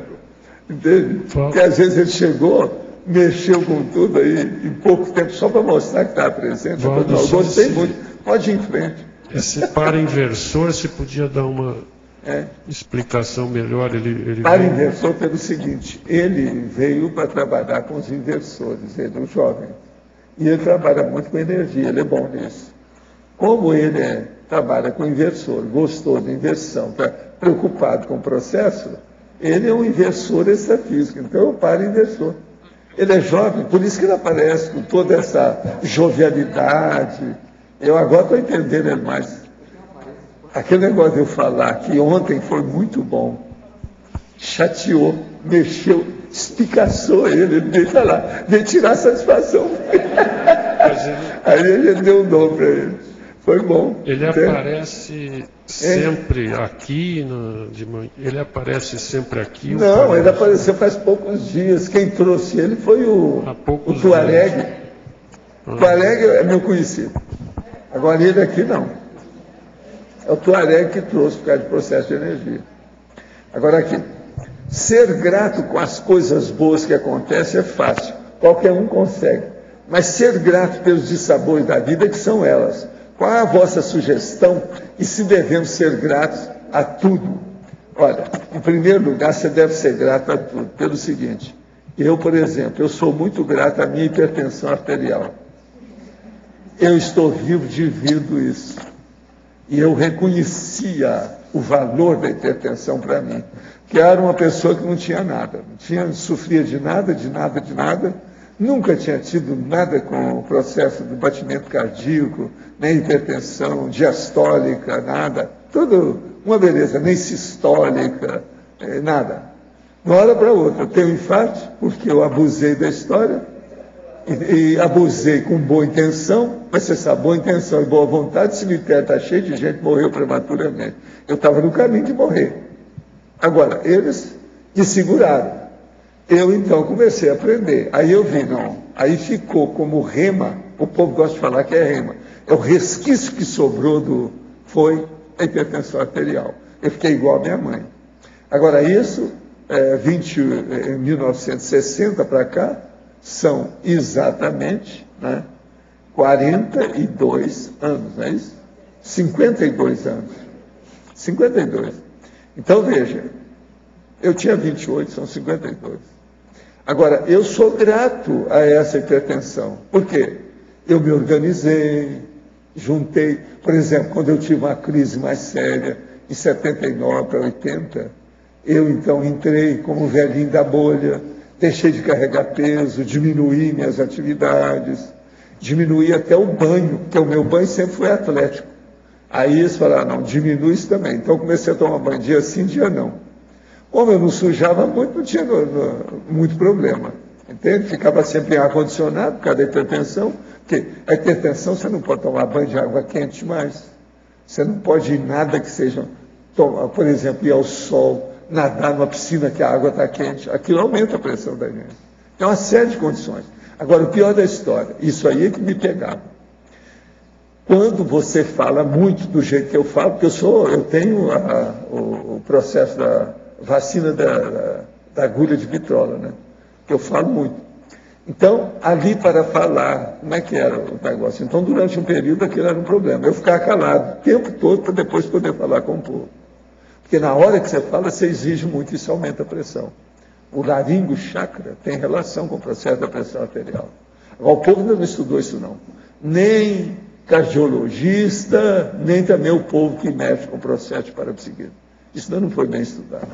Eu sei porque 52 anos de praia já não está brincando com isso, né? A gente sabe como é que é. Então, vocês estão entendendo bem como é que é essa condição. Eu, por exemplo, eu sou agradecido à hipertensão, estou dando um exemplo no meu caso. E é uma coisa inteligente. Eu não sou masoquista. Presta atenção. Em algumas literaturas se fala sobre os globos de vitalidade da cor rosa violácea. E os mesmos se acumulam no esplênico. O que pode dizer sobre esses globos e uma boa manutenção do esplênico? Olha, estuda aí, eu acho secundário e boboca. Não liga para isso não, que isso sai na diurese da pessoa aí, nos processos da energia. Inclusive tem o processo da rosa, violeta, e o grupo da violeta. Aquele grupo que eu fui lá em Curitiba para tratar do povo, era rosa, violeta, lá os troços violeta deles. Entende? E foi preciso limpar tudo, porque o negócio estava tudo sujo lá. A barra era pesada na ocasião. E a moça era uma grande parapsíquica, fora de série, mas ela não conseguia superar o assunto. É uma jovem, entende? Que ele chamava que ela era a mãe terra. a mãe global. É aquele negócio do Gaia, né? Que é a rosa, a violeta. Entende? Agora, para você. Em fatologia, na página 20, na segunda e terceira linhas, poderia ampliar o despertamento para a incumbência intransferível de restituições evolutivas. E na terceira e quarta linhas, a aceitação das próprias vulnerabilidades, limitações e necessidades no contexto da interdependência evolutiva. Isso é fatologia página 20. Nós já falamos, eu vou falar de novo para você. Primeiro, o despertamento da autoconsciência quanto o dever cosmoético de gratidão. Então, a gente já começa antes, né? Você se conscientizar que é um dever, que ele é cosmoético, ele não está escrito em muitos locais, apesar de haver os códigos de boas maneiras, e códigos de ética, até que falam que seria de bom arbítrio a gratidão, mas que a gente está falando aqui de uma coisa maior, mais ampla, que é o dever cosmoético. E depois vem o despertamento para a incumbência intransferível das restituições evolutivas. Se a gente recebe, a gente deve restituir. E essa restituição ela é intransferível. Então, na hora que a gente cai em si sobre isso, a gente vai ver que nós que vamos ter que fazer essa restituição. Não necessariamente aquela a gente vai restituir diretamente para o nosso benfeitor, pode ser para outras pessoas. E a aceitação das próprias vulnerabilidades, limitações e necessidades no contexto da interdependência. Se nós aceitamos que isso é um fato, que nós temos isso, nós somos vulneráveis, temos limitações e necessidades, existem pessoas mais evoluídas que nós, existem várias especializações e que a gente vai precisar de ajuda sim, a gente já nasce, né, numa dependência total. Se a gente aceita isso, a gente começa o primeiro passo para a gente verificar e começar a enxergar o volume de benefícios que nós recebemos nessa vida intrafísica. Não só nessa vida intrafísica, né? Em todas as vidas que nós temos tido. Em fatologia, última linha, poderia comentar sobre a decisão de não pedir mais nada para si? Isso aqui é o fecho, né? Essa é a boa, isso aí é muito bom. Que no momento que a gente foi argumentando durante a patologia, mostrando o manancial de situações que nós recebemos, tudo que nós já recebemos, até para estar vivo. E aí, do final, chega a decisão, a responsabilidade que a gente tem com isso de retribuir, aí vem a decisão de não pedir mais nada para si. Já recebemos demais, a dívida já é muito grande, vamos buscar retribuir, que é o melhor caminho. Poderia aprofundar na paradoxologia, página 22, dando exemplos, postura cosmoética paradoxal de honrar as dívidas de gratidão pessoais e anistiar quaisquer dívidas gratíficas para consigo? Isso aí é de Portugal para você. Tá? Ah, sim. Olha só, a postura cosmoética é paradoxal. Por que a gente fala com a questão da cosmoética? Primeiro, o que é honrar as dívidas de gratidão pessoal? A gente verificar as pessoas que a gente mais recebeu, né, os beneméritos dessa vida intrafísica, e buscar retribuir de alguma forma. Então, entra desde das consins, como as consciex, como toda aquela listagem que a gente coloca lá no final. Então, com exemplos na vida, você vai trabalhar em prol dessas pessoas, você vai fazer uma assistência na hora necessária, ou você vai procurar auxiliar essa pessoa no trabalho dela, você vai ver o que você pode fazer para ajudar nessa condição. Então você vai honrar as suas dívidas. E ao mesmo tempo é paradoxal, por quê? Porque você anistia qualquer pessoa de ter gratidão com você, não precisa, aí entra o verbete assistência sem retorno. Então a postura cosmoética é isso, é você buscar honrar as gratidões, quer dizer, ser grato e procurar uma gratidão que ela é operosa, ela não é uma gratidão só verbal, para aquelas pessoas que você considera, e que aí a gente vai ver depois no decorrer da argumentação, que acaba sendo todo mundo, né? A gente acaba devendo a quase todo mundo, e ao mesmo tempo a gente não cobrar nada de ninguém, é isso que a gente queria colocar aqui. Estou qualificando uma pessoa no meu trabalho para assumir funções que eu gostaria de assumir. Ao mesmo tempo estão surgindo possibilidades de crescimento no trabalho. Porém, o sentimento que prevalece é a revolta por não estar sendo considerada para o cargo. Vejo que existe orgulho e que talvez isso também está me atrapalhando para meu crescimento. Qual a relação entre orgulho e senso de gratidão? Como fazer a virada? Olha, a gente coloca aqui, ó, no binômio, o último binômio, né? O binômio egão-orgulho na base da amaurose quanto aos recebimentos proexológicos. Então, o egão e o orgulho, muitas vezes a pessoa se acha tão autossuficiente que ela não enxerga nem os amparadores intrafísicos que estão do lado dela. Esnoba de uma forma anticosmoética essa situação. Eu acho que essa virada é você pensar, conscientizando, pensando, refletindo. Como é que você vai ser mais grato a essas pessoas? Então, você tem o seu trabalho, faça o seu trabalho da melhor forma. Se não reconhecerem, o que você pode fazer? Aí começa a fazer uma grande avaliação para ver por quê. Sou eu que não estou me mostrando ou tem alguma injustiça nessa situação? Então você vai ter que estudar. Se tem injustiça, você vai ter que tomar uma decisão. Você vai continuar nesse trabalho, ou você vai sair, ou você vai dar uma banana e não prestar atenção para isso. Então você que vai ter que ver. Então, primeiro analisar friamente a situação que é complexa, que você está falando, e verificar se o problema é seu, ou se você que não está, de repente, agindo a contento, mostrando o seu valor, ou se realmente tem processo de injustiça aí. Gostaria de saber se a verbetógrafa estudou algo do iluminismo escocês, que teve sucesso na época com o desenvolvimento de temas sobre o senso moral. Não vi não. Estou lembrando. Agora, gente, eu queria esclarecer aqui a vocês, que é lá da Epígrafe, a livraria, que o livro Moisés Bertone será lançado amanhã, dia 10 de maio, às 20 horas, no Paraguai, em Presidente Franco, cidade onde o pesquisador viveu.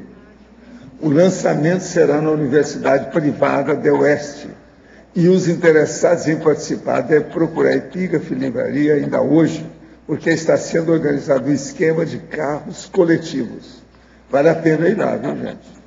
Isso aí é uma boa. Vale a pena vocês pensarem no assunto. Quem puder ir, tomorrow, dia 10, 20 horas, lá, Presidente Franco. Adriana, sim. Página 23, na autoconsciência, o primeiro item da sequência, fala um pouco desse coautorado indireto. Por favor. É a questão da autocrítica, né? Para a gente admitir que há um coautorado indireto acho que eu poderia dizer em quase todas as nossas autorrealizações, para não dizer todas, para não ser tão peremptório, né? Porque na hora que a gente faz, mesmo com esforço pessoal, existem pessoas que nos ajudam. Então há uma coautoria nisso. A gente não chega sozinho. E o indireto? Exatamente, porque muitas vezes ele é indireto, não necessariamente ele é direto. Por exemplo, para você ter tempo, às vezes, para escrever, existe uma pessoa que às vezes vai cuidar da sua casa. Não necessariamente é direto, ele não está ajudando você na escrita. Mas ele está ajudando numa infraestrutura para você poder escrever. Um exemplo assim bem... Então, não poderia ser coautorado, porque o coautorado já está colocando, tem um outro junto. Então pode ser o direto e o indireto? Não, eu prefiro... Não poderia ser direto e indireto? Não, poderia, sabe, Tânia? Mas por que eu coloquei o indireto? Porque o indireto é a autocrítica. O direto, ele é mais óbvio. O direto, a maioria das pessoas sabem. O indireto é que não é tão lógico. Esse que precisa de uma autocrítica maior. Então, a opção para colocar o indireto é justamente isso. Porque o coautorado direto, você sabe, você vai escrever, você vai colocar lá no seu livro, agradeço ao Zezinho, né? Mas essa indireta é que é a questão mais crítica. E precisa de muita autocrítica para você verificar. Então, entra até desde os autores, do revisor, de uma série de pessoas que podem ter atuado ali e que não necessariamente elas foram tão diretas assim, né? Então, isso que a gente queria colocar. Tá, Tânia? No caso do direto, às vezes não é tão direto. Então, mas se não é tão direto, indireto... Às vezes você trabalha, principalmente na academia, eu tenho até alguns casos. Você trabalhou junto, coordenou o livro, quando fizeram o livro, só não bota o nome do direto. Mas aí já vai muito mais do que isso. Aí já é só um caso, né? Um caso... Então, mas esse caso já é uma ingratidão crassa, né? A questão, porque a pessoa aí, ela ajudou mesmo e não tem dúvida. Agora, o que a gente está querendo colocar é justamente aquele mais sutil, que é aquela coisa que não é tão óbvia. É aquela ajuda que não é tão clara assim. Mas que a gente vai precisar de muita autocrítica para pensar. E até uma coisa que eu coloquei aqui, que pelo menos eu não vi muitas pessoas falando, na questão da benemerência, é a gratidão com as pessoas que nos perdoaram. Porque a gente erra, né? E é muito bom quando as pessoas nos perdoam, porque o consentimento na recepção das restaurações permitem que a gente restaure aquele erro. Então é muito sério. E é um indulto aliviante, porque alivia, sai, paguei. Então, isso é muito sério. As pessoas que nos perdoam também é muito sério a gente pensar na gratidão para elas permitirem isso, elas permitirem que a gente se restitua aquela dívida. Eu vejo muito sério. Sempre, às vezes está cobrando uma dívida, mas... Sem cobrar, né? Não precisa cobrar, mas a pessoa aceita. Sem cobrar. Vamos voltar ao coautorado direto. Vamos lá. Então, você acha que isso não cabe, não tem relação com autocrítica? Não, lógico, olha só, não é? Vamos lá, Tânia. Então, vamos lá aqui, A gente fala 8 atributos importantes para a aquisição do senso de gratidão. Na hora que a gente coloca aqui essas 8 considerações e faz a observação, a gente quer colocar aquela observação que vai chamar mais atenção, aquela mais crítica. O coautorado direto já é um coautorado direto, você já sabe que a pessoa te ajudou. Então, já é uma gratidão óbvia, tá certo? É óbvio. Está ali. Porque tem uma... Se você não reconhece isso, daqui é óbvio, é uma ingratidão crassa. O que a gente está querendo colocar aqui são as coisas que não são tão claras. Então eu falo, admissão do coautorado indireto. Por que essas coisas não são óbvias, mas eu vou lá e percebi e consigo ser grato a isso? Isso que a gente está querendo falar. Eu não estou invalidando o direto, mas eu estou ressaltando o indireto. Esse é o objetivo da escrita aqui. Tá, okay. E a gente vai, por exemplo, uma coisa também que é interessante, essa questão da dissociação. A gente vê isso acontecer. A junção do ato alheio com as respectivas repercussões na autoevolução. Muitas vezes a pessoa não toca. Eu já vi alguns exemplos assim que é bem interessante. Alguém foi lá e deu um toque para aquela pessoa. Aquele toque mudou toda a vida dela. Ela não se dá conta. Mas nem aí. Não passou batido, não é nada. Então, ela não percebeu, não juntou as pontas, que foi, às vezes, aquela informação que fez toda uma mudança. Aquela questão que fala do dedo do amparador, né, o dedo do evoluciólogo. Foi aquela pequena intervenção, mas que mudou tudo. E muitas pessoas não juntam as pontas. Então, essa dissociação, que nesse caso, a pessoa nem se deu conta da ajuda que recebeu. Então, é isso que a gente está querendo colocar, tá vendo? Estou usando esse exemplo aqui para clarear o objetivo de fazer essa listagem aqui. Mostrar as coisas menos claras, né, óbvias. Da autoconsciência, que é o título. Para chegar a essa autoconsciência do senso, da aquisição desse senso de gratidão. Que é uma aquisição, né? Existem percentuais, né? Você vai aumentando esse senso. Todo senso ele tem percentual. Ok, muito obrigada pelas explicações. Gente, eu queria pedir às minhas amigas aí, da CCCI, para olhar bem aquela moça que está lá, segurando o queixo lá, tá vendo? Ela veio de Recife, renunciou a uma porção de coisa que ela tinha criado lá para vir para Foz. Tudo por causa daquele maridinho dela lá, que é o maridão, olha o tamanho dele. Agora, que espaço? É gente muito boa, estão começando aí agora, e esse aí, ó, eu raramente falo do povo que chega aqui, mas esse casal eu preciso falar. E principalmente ela. Ela abriu mão da opção de coisa que ela criou para poder vir para cá. Então, eu quero que vocês conversem com ela, ver o que ela está fazendo, faça uma recepção daquela digna de uma princesa. Tá certo? É aquela lá, olha bem o jeitão dela. Tá certo? Agora, outra coisa. Eu quero insistir com vocês que a revista Scriptor, está aqui, eu estive lendo, tem muita coisa importante em matéria de escrever. Vale a pena ver. Eu acho que essa edição está melhor do que todas as outras. Há muito tempo não aparece uma revista nova, técnica, com tanta coisa boa igual essa. Scriptor, essa que lançou, que eu mostrei aqui. É bom você examinar o que ela tem. Tem texto muito bom, vale a pena ver. Eu mesmo quero ler com calma a revista. Professor Valdo, só um complemento aqui, você falou de dar as boas-vindas, né? Eu sou Thaís, eu sou voluntária da Unicim, dentro do acolhimento aos voluntários que chegam à Foz. Então, a gente tem um serviço, que é um serviço, vamos dizer assim, profissional, né, com voluntários nossos, para acolher, para orientar, para encaminhar as pessoas que chegam até aqui. Então, depois, se vocês quiserem, vocês podem conversar comigo. Ela precisa de auxílio, é o seguinte, ela merece. Ela renunciou ao trabalho que ela tinha criado em Recife para vir para cá. Isso é fora de série. Não é toda moça que faz isso. Entendeu? Ela, por isso que eu estou chamando. Essa aí é... Vamos ver o que ela vai fazer aqui. Ajudem o que você puder. E quem estiver vindo de fora, o nosso e-mail é acolhimentovoluntários@unicim.org, tá? Ele está funcionando ativamente para todos os voluntários interessados, tá bem? Agora, eu já falei para ela que aqui também em Foz tem água. Lá em Recife tem muita água, aqui também tem, só que tem que ir das cataratas. É outra água, água doce. É isso. Adriana, aqui para terminar, eu acho. Você pode fazer uma correlação entre inadaptação e gratidão? Como, inadaptação a quê? A CCCI, quando a gente chega aqui, não adapta, isso é o quê? Olha, vamos pensar. Se a pessoa ela chega num contexto e ela não se adapta, pode, não sei, é difícil colocar uma correlação direta, tá? A gente pode falar uma interação. Gratidão aos amparadores. Se ela chegou,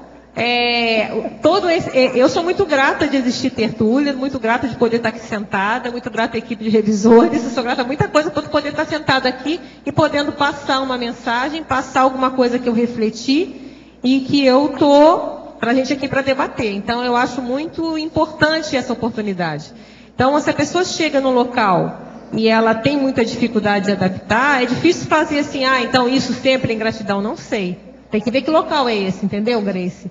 Porque às vezes é um ambiente que não dá para adaptar mesmo, é um negócio baratrosférico, é inadaptável. Agora, se é um ambiente positivo, pode ser que a pessoa não está vendo a quantidade de benesses que ela pode usufruir. Agora, eu não vejo assim, eu teria que pensar mais, sabe? Avaliar mais para falar mais sobre isso. Por gentileza, na página 24, Sim.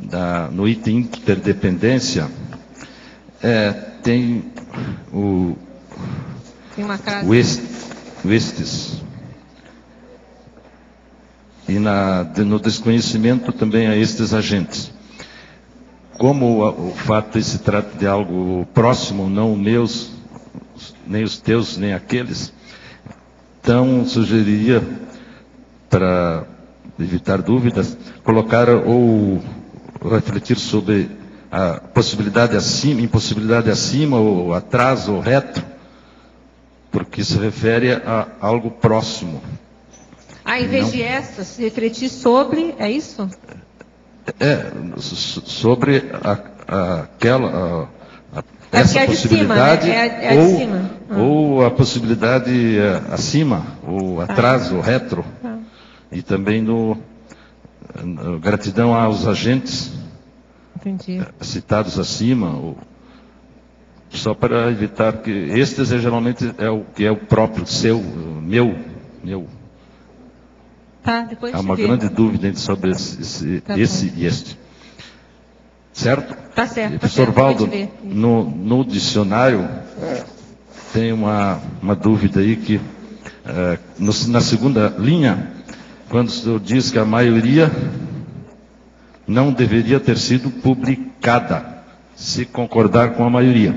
Se falar em livros, né, se a maioria dos livros não deveriam ser publicados. Depende como quer se referir.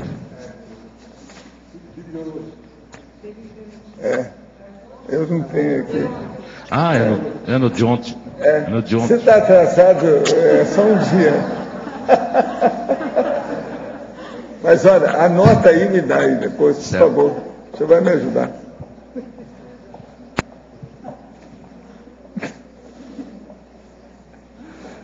Retardatário intelectual. Existe isso. Tem todos os tipos de retardatário. Adriana, aqui na trinomiologia, você pode comentar o último trinômio? O trinômio, senso de gratidão, senso de pertencimento cósmico, senso de solidariedade universal. O que seria isso? No momento que você vai aumentando esse senso de gratidão, que a gente buscou argumentar aqui, que fica sempre quase um senso de omnigratidão, só chamar atenção, né? Na última numerologia, a gente fala assim, a gratidão universal não é utópica, é cosmovisiológica. Então, quanto maior a cosmovisão que nós temos das realidades, mais você vai vendo que essa gratidão universal, ela se torna factível. Então, com o aumento do senso de gratidão, cada vez mais você tem um senso de pertencimento cósmico. Porque você vê a quantidade de pessoas que já te auxiliaram, a quantidade dinâmica dessa ajuda, e você se sente como uma peça, né, que pertence a todo um organismo muito maior. E isso implica também, qual é a outra correlação? No senso de solidariedade universal, que é a parte prática do senso de gratidão, de certa forma, né? Se eu tenho uma gratidão universal, eu vou ter uma solidariedade também universal. Eu vou querer ajudar as pessoas todas. Então, essas três sensos aqui, eu vejo com uma correlação muito íntima entre eles. Achei muito interessante. Obrigada. Adriana, na página 23, autoconsciência, o item 7 e 8. Memória e parapsiquismo. Tá. É porque a gratidão, ela precisa de memória, né? Porque se você não recorda dos préstimos desfrutados nessa vida e nas outras, você não vai ter gratidão por nada, né? Então, a memória é importantíssima na gratidão. E a questão do parapsiquismo, porque sem o parapsiquismo também a gente não vai ver todos esses aportes extrafísicos que existem, e a gente colocou reto cognitivo também, que entraria também em memória, mas a gente colocou aqui no parapsiquismo, né? De você ver todo esse amparo nessa vida e passado que a gente tem o tempo todo. E que é difícil, muitos a gente não vai perceber mesmo. O montante de ajuda que nós recebemos, a gente vê só um pequeno percentual. Dos auxílios dos amparadores, quantas coisas foram impedidas, né? Quantos erros, malfeitos, quantos acidentes não foram abortados através de uma intervenção amparadora que passou despercebido. Às vezes fala assim, foi por um triz. E às vezes ali teve uma intervenção que a gente não sabe, fica só no campo da hipótese. Quanto mais parapsiquismo, mais isso se torna um fato, um parafato dessa intervenção. De ajudar, né? Sim, autoconsciência. Ainda não, a pessoa não tenha justo a retrocognição para ter mais clareza sobre as a coisas. A consciencimetria, ela vai ajudar você a ver as suas coisas, né? Você se classificar e ver aquelas suas características, se conhecer mais. Agora, a autocrítica vai te ajudar a você ver, a identificar esse montante de ajudas até para você ser o que você é hoje. Quer dizer, os seus trafores. Qualquer trafor nosso. Foi uma aquisição só individual ou teve muitas pessoas atrás que nos ajudaram a ter esses trafores? Se a pessoa tem um trafor da escrita, quantos professores, quantos mestres não passaram nas vidas sucessivas para a gente chegar no nível de escrever? Ou a questão de um grande médico, né? Quantos pacientes eles não teve durante todas essas vidas que os ajudaram a ter o conhecimento, né? A estudar e aprender com isso. Então, é muita gente, até os nossos trafores, entrando na consciencimetria, como você falou, eles não são só nossos, tem pessoas que nos ajudaram. Lembrando de novo, em nenhum momento está se descartando o autoesforço, que é insubstituível. Então, tem o nosso mérito, mas não é o mérito, tem uma coautoria indireta, que aí vem de novo na coautoria indireta, claro, que é todas as pessoas, de alguma forma, nos deram apoio e suporte nesse tempo todo. Muito obrigada. Escuta, nós aprovamos perfeitamente os 25 verbetes e esperamos os outros 500. É isso? Tá certo? Pensa nisso, tá certo? Os nossos comerciais, por favor. Obrigado. Hoje tivemos 72 assinaturas no livro de presença, 20 perguntas presenciais, 13 perguntas online e 31 votos presenciais. Nós temos um aviso sobre transmissão das tertúlias, sobre o teste que estamos realizando e que a gente pede a atenção de vocês, principalmente ao teletertuliano, para avaliar a qualidade da transmissão, tanto nos diferentes sistemas de uso, tipo o iPad, o laptop, o computador comum, sistema Android e outros sistemas via celular. Qualquer dúvida ou sugestão, favor enviar para o nosso e-mail tertulias@caec.org.br. Temos ainda hoje os recados da Fernanda sobre o debate do CAEC, a Aline sobre eventos em Presidente Franco, no Paraguai, a Bárbara sobre pacificação íntima, a Luziana sobre o curso acoplamentário, a Eliana sobre o Conselho dos 500. E agora com vocês o Fernando sobre o programa Amigos. Boa tarde a todos. Nós do programa Amigos da Enciclopédia queríamos dar uma satisfação a todos os associados do programa Amigos. Nós estamos com problema de comunicação, de infraestrutura de comunicação aqui na região do CAEC, da Cognópolis Foz, e está dificultando o acesso via internet, problemas com e-mail também. Afeta algumas ICs aqui o CAEC, e também o site do programa Amigo da Enciclopédia, quando se vai fazer pesquisas pelo Holoserve, porque o Holoserve está hospedado na estrutura de comunicação aqui do CAEC e do Holociclo. Então, é um momento aí de estar prejudicada a comunicação, de transição. Nós esperamos em breve ter uma solução. Então, o problema está aqui, não no sua máquina, no seu provedor. Dar uma satisfação a vocês e agradecer a compreensão. E solicitar aos amigos cujas assinaturas venceram nos últimos meses, temos muitas pessoas que ainda não renovaram. Pediria que olhasse com carinho isso. Tem uma defasagem muito grande aí nas contas dos amigos. Toda que dá sustentação financeira aqui por o tertuliário, transmissão de tertúlias, Holociclo e Holoteca, né? Porque temos mais de 60 pessoas que ainda não renovaram a sua assinatura. Pediria que olhasse com carinho, com prioridade, e dentro das possibilidades fizesse a renovação. Então nós agradecemos. Boa tarde a todos. Nós gostaríamos de convidar para que participem da atividade Debate CAEC. Essa atividade aí ajuda a desenvolver a argumentação lógica, a criticidade, bem como o aprofundamento dos temas da conscienciologia. Então, os próximos temas serão, agora, no domingo, dia 13 de maio, será com o pesquisador Cláudio Lima, o tema para contrato. E nos demais domingos serão Produmetria, Conscienciometrologia, em parceria com a Conscius, e Linha do Tempo da Ressoma. Os debates ocorrem todos os domingos, das 15 às 17. E para aqueles que têm interesse em apresentar, em colocar um tema seu de pesquisa, um tema de reflexão para o debate, pode mandar um e-mail para debate@ciaec.org.br. Obrigada. Boa tarde a todos.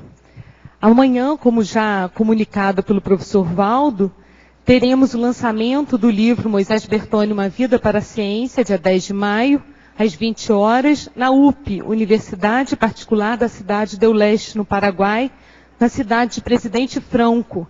Presidente Franco fica bem próximo da cidade de Leste, são 5 minutos após a ponte, e nós estamos organizando caronas, tá? Vocês podem entrar em contato comigo, Aline, no telefone 8827-6003, ou com a equipe da Epígrafe, tá? O evento não é gratuito, tá? E todos estão convidados. Obrigada. Boa tarde a todos. Eu gostaria de chamá-los para o curso Pacificação Íntima. O curso ocorrerá agora no dia 13 de maio, domingo, com os professores Mário Oliveira e Ami Belo. O curso abordará assuntos como os valores anacrônicos, travões do autoparapsiquismo, trinômio da aula maturidade, pacificação de ambientes. O curso será na ACIP e os interessados devem procurar a ACIP no número 2102-1421 a partir das 14 horas ou me procurarem a Bárbara aqui no CAEC. Muito obrigada.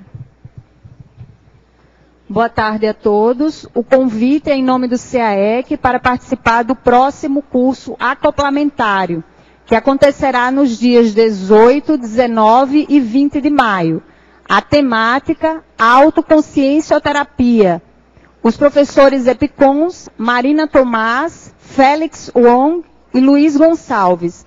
Os interessados, favor entrar em contato com a recepção do CAEC no 45-3525-2652. Obrigada. Boa tarde. O Conselho dos 500 convida todos os cognopolitanos, ou seja, voluntários aqui da Cognópolis, trabalhadores, pessoas que moram aqui, que têm propriedades aqui, que têm empresas aqui, a mandarem assuntos de interesse de toda a Cognópolis Foz para a próxima Assembleia do Conselho dos 500, que acontece no dia 24 de junho, domingo.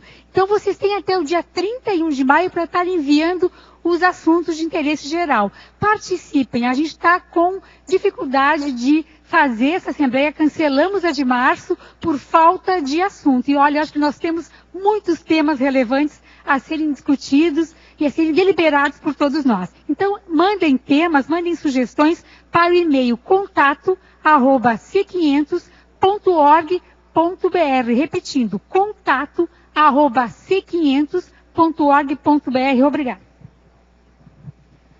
E para amanhã o verbete eleito é a Síndrome da Inércia Grafopensênica, especialidade para patologia, de autoria da professora Cristina Bassanese. Obrigado pela sua presença e até amanhã.